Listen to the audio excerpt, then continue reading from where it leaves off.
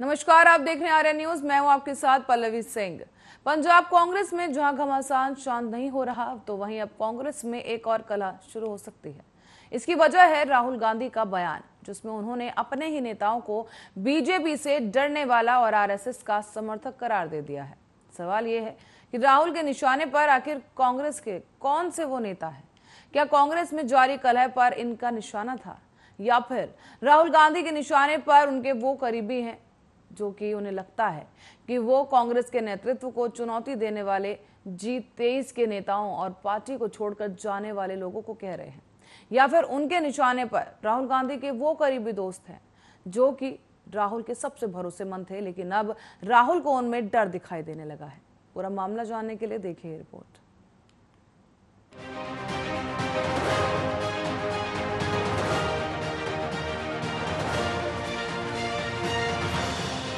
कांग्रेस के पूर्व अध्यक्ष और सांसद राहुल गांधी का एक बयान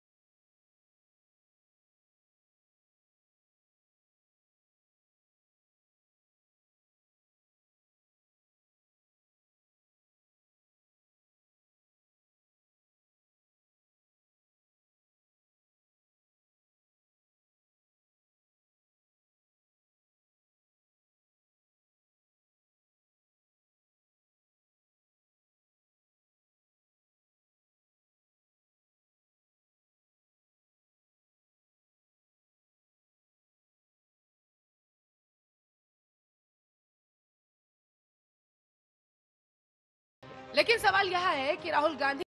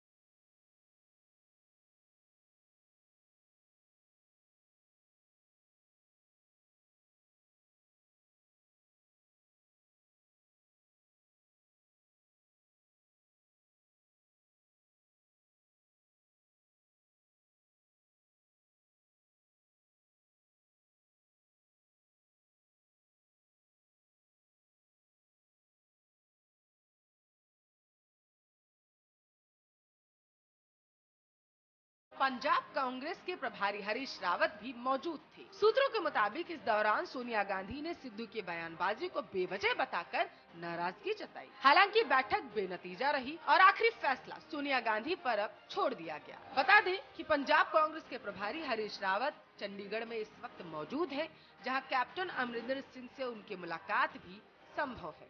तो देखना ये होगा कि आखिर सिद्धू और अमरिंदर की बिग फाइट पर आज क्या कोई फैसला आ पाएगा या फिर बीते दिनों की तरह फिर से फैसला अधर में लटक जाएगा। सोनिया गांधी आखिर हरीश रावत के जरिए कैप्टन को कौन सा संदेश देने वाली है और पंजाब में कांग्रेस का असल कैप्टन कौन होगा, ये देखने वाली बात होगी।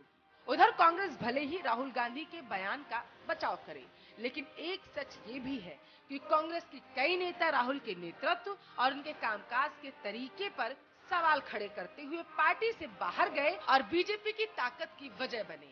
इसकी सबसे बड़ी मिसाल हेमंत बिस्वा शर्मा है, जिन्हें राहुल ने समय नहीं दिया। शर्मा ने बताया कि राहुल उन्हें समय देने के बजाय अपने डॉगी से खेलते रहे। साल 2015 में कांग्रेस छोड़कर बीजेपी में आए हेमंत बिस्वा शर्मा ने 2016 के असम चुनाव में बीजेपी को मजबूत किया। सिर्फ असम ही नहीं बल्कि पूर्वोत्तर में बीजेपी के विस्तार के पीछे ही शर्मा का हाथ ही माना जाता है। Special desk Arya news.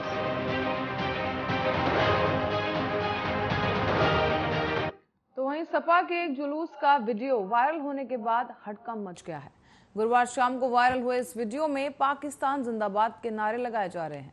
Sapa के जुलूस में पाकिस्तान जिंदाबाद के नारे लगाने से इस मुद्दे पर राजनीति भी तेज हो गई है। अब ये मामला पुलिस तक जा पहुंचा है और पुलिस इस पूरे मामले की जांच कर रही है। जहां अब एक तरफ सपा पर पाकिस्तान का प्यारा होने का आरोप लग रहा है, तो वहीं दूसरी तरफ सपा इसे अपनी पार्टी को बदनाम करने की साजिश बता रही है। आखिर क्या है पूरी घटना, देखिए इस रिपोर्ट में।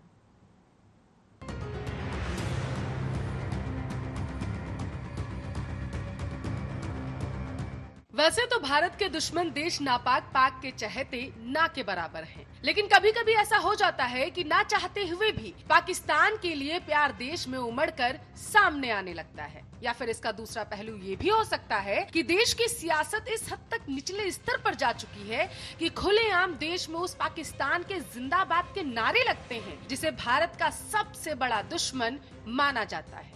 लेकिन कहते हैं ना, हम अपने पड़ोसी बदल नहीं सकते हैं, लेकिन उनके नापाक इरादों से देश को सुरक्षित तो रख सकते हैं। लेकिन अक्सर देखने को मिलता है कि देश में राजनीति का स्तर इतना गिर जाता है कि राजनीतिक पार्टियां चुनाव को जीतने के लिए किसी भी हद तक जाने के लिए तैयार हो जाती हैं। आप सोच रहे होंगे कि हम ऐसा कह क्यों रहे हैं, तो पहले आप उत्तर प्रदेश की समाजवादी पार्टी की रैली की ये नारेबाजी सुनिए।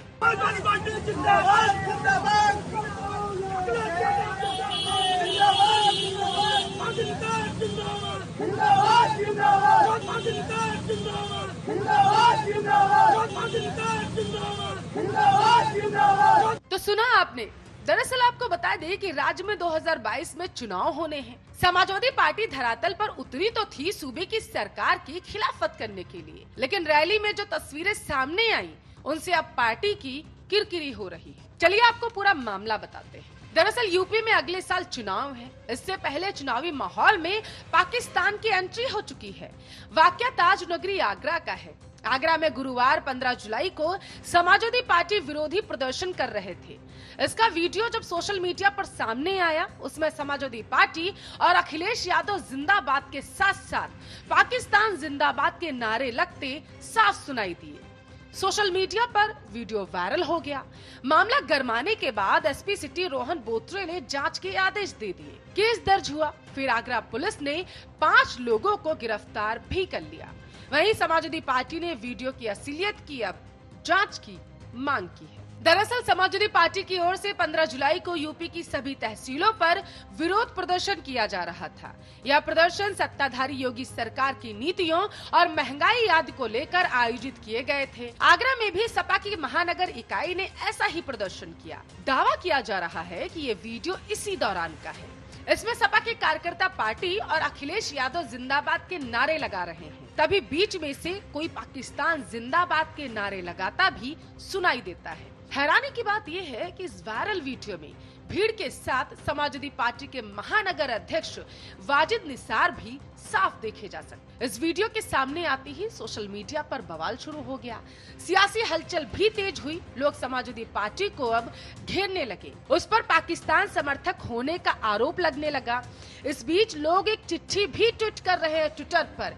इसे वाजिद निसार की लिखी चिट्ठी बताया जा रहा है। इसमें नारे लगाने की बात तो कबूल की गई है, लेकिन किसने नारे लगाए या जांच कराने की मांग की जा रही है। वहीं समाजवादी पार्टी का कहना है कि हमने इस घटना और चिट्ठी को लेकर आगरा के सपा महानगर अध्यक्ष चौधरी वाजिद निसार से बात की। उन्होंने घटना के बाबत एसपी सिटी को चिट्ठी लिखने की बात भी कबूल कर ली है। उन्होंने कहा है कि हजारों लोगों की भीड़ मौके पर जमा थी। कब, किसने, कहां से वहां पर ऐसा नारा लगा दिया, पता ही नहीं चला। वहाँ पुलिस भी थी। अगर ऐसा कुछ पता चलता तो हम लोग ही तुरंत एक्शन लेते। शाम को जब वीडियो वायरल हुआ तब हमें इस बात का पता चला, इसलिए मैंने एसपी सिटी को चिट्ठी लिखकर वीडियो की जांच करके कार्रवाई की मांग की है। वहीं समाजवादी पार्टी की प्रवक्ता जूही सिंह ने भी ट्विटर पर वाजिद निसार का लेटर ट्वीट करते हुए दोषियों के खिलाफ सख्त कार्रवाई की मांग की। उन्होंने कहा है कि ऐसी घिनौनी साजिशों से यूपी का माहौल खराब करने की लगातार कोशिशें की जा रही हैं और ऐसा करने वालों को बख्शा नहीं जाएगा। उन्होंने इस वीडियो की फॉरेंसिक जांच की भी मांग की है। इस बीच पंकज ठाकुर नाम के एक युवक का भी वीडियो सामने आया, जिसमें पाकिस्तान के नारे लगाने से साफ इनकार किया जा रहा। उसका कहना है कि मैं भारत में पला बड़ा हूँ, मैं पाकिस्तान के नारे आखिर कैसे लगा सकता हूँ। मेरा नाम पंकज ठाकुर है। मैंने कोई भी गलत नारे नहीं लगाए। मैंने चौधरी वाजिद निसार जी के लगाए, मुलायम सिंह यादव जी के नारे लगाए और मैंने अखिलेश यादव जी के नारे लगाए। मैंने कोई पाकिस्तान के नारे नहीं लगाए, क्योंकि पाकिस्तान के नारे क्यों लगाऊंगा? मैं ठाकुर आदमी हूँ, जन्मजात का ठाकुर आदमी हूँ। मैं ऐसी बातें क्यों करूंगा? मैं पाकिस्तान में क्या पड़ा बड़ा हुआ हूँ? जब मैं पाकिस्तान में रहता हूँ या पाकिस्तान की मैं बजाऊंगा? मैं अपने हिंदुस्तान में रहते हैं, हम हिंदुस्तान का खाते हैं, हिंदुस्तान की बजाएंगे। हम क्यों बजाएं पाकिस्तान का? हमारा कोई पाकिस्तान को रखा हुआ है क्या? तो वहीं दूसरी तरफ इस पूरे मामले पर पुलिस का कहना है कि वीडियो वायरल हो रहा है, जिसमें कोई व्यक्ति पाकिस्तान जिंदाबाद के नारे लगाते हुए सुनाई दे रहा है। इस वीडियो की ऑथेंटिसिटी को भी चेक किया जाएगा। नारे लगाने वाले व्यक्ति की भी पहचान की जाएगी। जांच अभी की जा रही है, इसके बाद जो भी कार्रवाई होगी वो की जाएगी। देखिए, समाजवादी पार्टी के प्रोटेस्ट आज उन्होंने सदर जो तहसील है वहाँ पे किया था और उसमें वीडियो वायरल हो रहा है जिसमें कोई व्यक्ति पाकिस्तान जिंदाबाद के नारे लगाते हुए सुनाई दे रहा है। इस वीडियो की ऑथेंटिसिटी को भी चेक किया जाएगा। साथ ही में कौन व्यक्ति है इसको आइडेंटिफाई किया जाएगा। इसकी जांच अभी की जा रही है और जांच के उपरांत जो भी इसमें कार्रवाई होगी, विधिक कार्रवाई उसमें की जाएगी। हम आपको बता दें कि अभी इस वीडियो की सत्यता की पुष्टि नहीं की जा सकती। एसपी सिटी रोहन बोत्रे ने वीडियो को मंगवा लिया है, इसकी जांच की जा रही है, लेकिन बताया यही जा रहा है कि ये समाजवादी पार्टी का जुलूस है, जहां पाकिस्तान के समर्थन में नारे लगने की बात कही जा रही है, जो आप साफ तौर पर इस वीडियो में भी जो सोशल मीडिया पर वायरल हो रहा है इसमें सुन सकते हैं। हालांकि इस सब के बीच अब सवाल सिर्फ ये कि चुनावी माहौल में देश विरोधी नारेबाजी आखिर क्यों? कौन थे वह तथाकथित लोग जिनका पाकिस्तान के लिए प्यार उमड़ कर बाहर आया? या फिर कहीं ये विपक्ष की छवि खराब करने की कोशिश तो नहीं थी? पुलिस इस पूरे मामले की जांच कर रही है और जल्द ही इस पूरे मामले का खुलासा भी हो जाएगा। लेकिन रह जाएंगे तो कुछ सवाल कि आखिर राजनीतिक पार्टियों का एक दूसरे को नुकसान पहुंचाने का प्रयास इस हद तक गिर गया कि देश के दुश्मन के पक्ष में नारे लगाए जाने लगे। Special desk Arya news. और अफगानिस्तान के हिंसाग्रस्त कंधार में जारी खून संघर्ष के बीच एक भारतीय पत्रकार की हत्या कर दी गई। अफगानिस्तान के राजदूत फरीद मुंडेजे ने शुक्रवार को यह सूचना दी है कि कंधार में गुरुवार को भारतीय फोटो जर्नलिस्ट दानिश सिद्दीकी की कवरेज के दौरान हत्या कर दी गई। वो कंधार में अफगान सुरक्षा बलों के साथ वहां के हालातों की रिपोर्टिंग कर रहे थे। एक रिपोर्ट देखिए।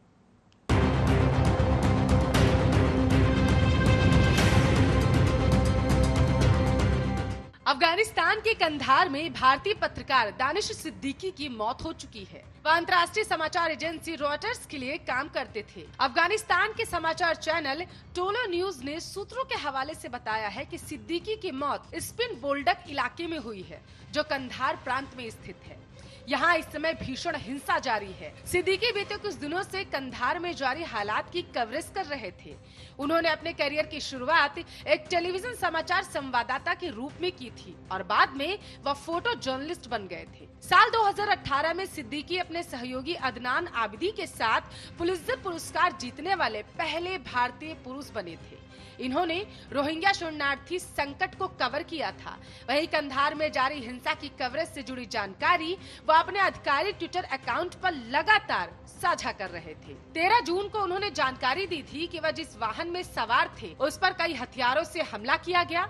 अपने ट्वीट में सिद्दीकी ने लिखा था, मेरी किस्मत अच्छी रही कि मैं सुरक्षित हूँ और मैंने एक रॉकेट को आर्मर प्लेट के ऊपर से जाते हुए भी देखा। जानकारी के मुताबिक दानिश सिद्दीकी की मौत उस समय हुई है जब तालिबान और अफगान सरकार के सुरक्षा बलों के बीच जंग हो रही थी, जो अब भी लगातार जारी है।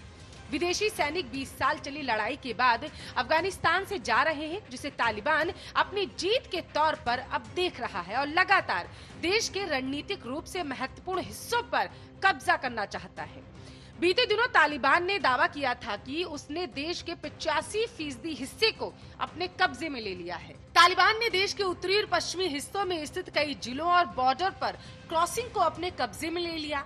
सरकार का आरोप है कि तालिबान ने 34 प्रांतों में से 29 में मौजूद हजारों सरकारी इमारतों को क्षति पहुंचाई है, जबकि तालिबान ने इन आरोपों को खारिज कर दिया।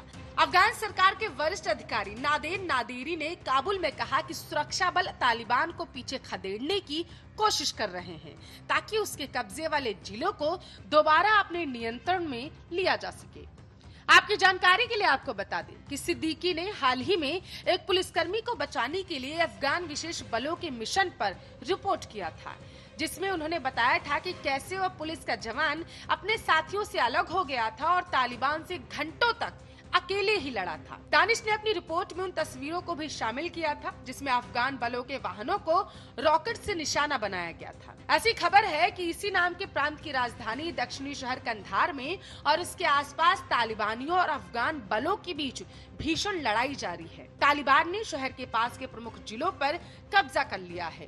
कंधार में हालात अब बिगड़ते जा रहे हैं और यह जंग का अखाड़ा बन चुका है। कंधार के इसी बिगड़ते हालात के मद्देनजर भारत ने भी 10 जुलाई को कंधार में वाणिज्य दूतावास से लगभग 50 राजनयिकों, सहायक कर्मचारियों और सुरक्षा कर्मियों को भारतीय वायुसेना की उड़ान से निकाला और देश वापस बुला लिया था। स्पेशल डेस्क आर्य।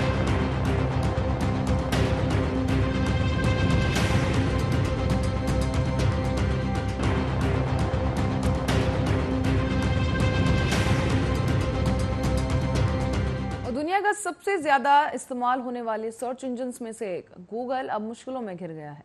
फ्रांस की एक एंटी ट्रस्ट वॉचडॉग ने अल्फाबेट के गूगल पर 500 मिलियन यूरो यानी कि $593 मिलियन का फाइन लगा दिया है। क्या है पूरा मामला, देखिए इस रिपोर्ट में।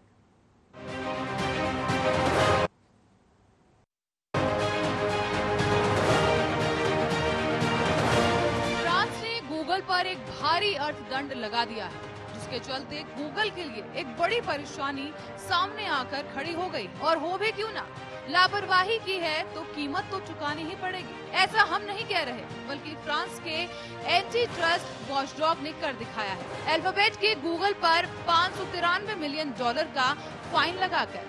दरअसल ये फाइन इसलिए लगाया गया है क्योंकि ये कॉपीराइट पर देश के न्यूज पब्लिशर्स के साथ बातचीत करने के तरीके पर रेगुलेटर के ऑर्डर को फॉलो नहीं कर पाया। और सिर्फ गूगल ही नहीं बल्कि फेसबुक भी मुश्किल में आ गया है। न्यूज आउटलेट के साथ अधिक रेवेन्यू शेयर करने के लिए गूगल और फेसबुक जैसे ऑनलाइन प्लेटफॉर्म्स पर बढ़ते इंटरनेशनल दबाव के बीच ये जुर्माना लगाया गया है। अमेरिकी टेक कंपनी को अब अगले 2 महीने के अंदर ये बताना होगा कि न्यूज एजेंसी और दूसरे पब्लिशर्स को उनके न्यूज का यूज करने के लिए मुआवजा किस तरह से देंगे। इसको लेकर न्यूज एजेंसी रॉयटर्स ने रिपोर्ट जारी की है कि अगर वो ऐसा नहीं करते हैं तो कंपनी को प्रतिदिन 9 लाख यूरो तक का अतिरिक्त जुर्माना भी भरना पड़ सकता है। तो वहीं गूगल ने कहा है कि इस फैसले से वो काफी नाखुश है, लेकिन वो इस फैसले का पालन जरूर करेंगे। गूगल के स्पोक्स पर्सन ने बताया कि हमने पूरे प्रोसेस के दौरान अच्छे विश्वास के साथ काम किया है। जुर्माना हमारे प्रयासों और हमारे प्लेटफॉर्म पर न्यूज कैसे काम करता है नजरअंदाज करता है। न्यूज पब्लिशर्स APIG, SEPM और AFP ने गूगल पर आरोप लगाया है कि यूरोपीय संघ के निर्देश के तहत न्यूज कंटेंट के लिए उनके साथ रेवेन्यू को लेकर अच्छी बातचीत करने में सफल नहीं रहा। साथ ही केस में इस बात पर भी जोर दिया गया कि गूगल ने एंटी ट्रस्ट अथॉरिटी के जारी अस्थायी आदेशों का उल्लंघन किया है।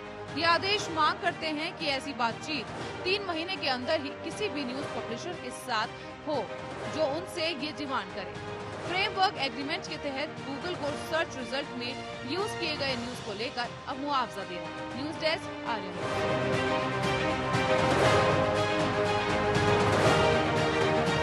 इसी के साथ ही फिलहाल के लिए खबरों में इतना ही। तेज होने की तमाम खबरों के लिए देखते रहिए आर्यन न्यूज़।